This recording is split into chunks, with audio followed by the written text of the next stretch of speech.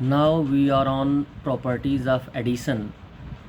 अगले एक्सरसाइज 1.2 को अच्छे से समझने के लिए सबसे पहले हमें एडिशन की प्रॉपर्टीज़ के बारे में जानकारी होनी चाहिए, जो यहाँ पे दिया जा रहा है। एडिशन की ढेर सारी प्रॉपर्टीज़ हैं जिनके बारे में जानकारी करना आपके लिए बहुत ज़रूरी है, इसलिए आप इनके बारे में अवश्य पढ़ लें।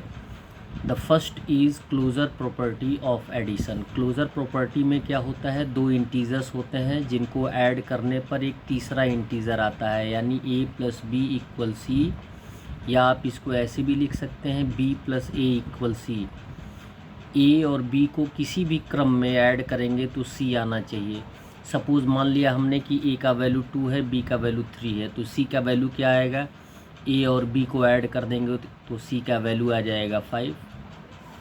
उसके बाद सेकंड है commutative property of addition. Commutative property है यानी दो इंटीजर चाहे लेफ़्ट साइड या राइट साइड किसी भी क्रम में ऐड किए जाते हैं तो आंसर इक्वल आता है।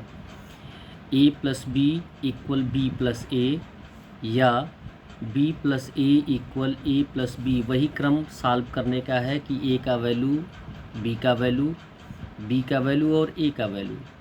जैसे प्रॉपर्टी लिखी गई उसी आधार पे सॉल्व भी किया गया है। जब दोनों को ऐड करेंगे तो 5 = 5 आएगा, तो ये प्रॉपर्टी सेटिस्फाई करेगी। थर्ड एडिशन प्रॉपर्टी है एसोसिएटिव। एसोसिएटिव प्रॉपर्टी है a + (b + c) = (a + b + c)।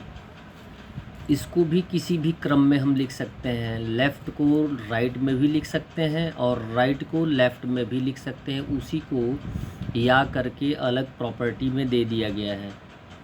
देखिए यहाँ पे राइट वाले कंडीशन को लेफ़्ट वाले कंडीशन में दे दिया गया है और लेफ़्ट वाले कंडीशन को राइट वाले कंडीशन में दे दिया गया है। फिर फोर्थ आता है additive identity. Additive identity means होता है किसी भी एक नंबर में दूसरे नंबर 0 को ऐड करने पर वही नंबर सेम आता है, जिसे हम एडिटिव आइडेंटिटी बोलते हैं।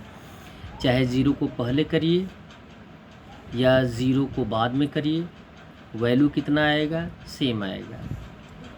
एडिटिव इन्वर्स क्या होता है, यानी जस्ट उस नंबर का अपोजिट नंबर जो होता है वो एडिटिव इन्वर्स होता है। जब इनको हम सॉल्व करते हैं तो 0 आना चाहिए, यानी a पॉजिटिव है तो a नेगेटिव होना चाहिए, a नेगेटिव है तो a पॉजिटिव होना चाहिए। जब दोनों को सॉल्व करेंगे तो 0 आना चाहिए। That's all.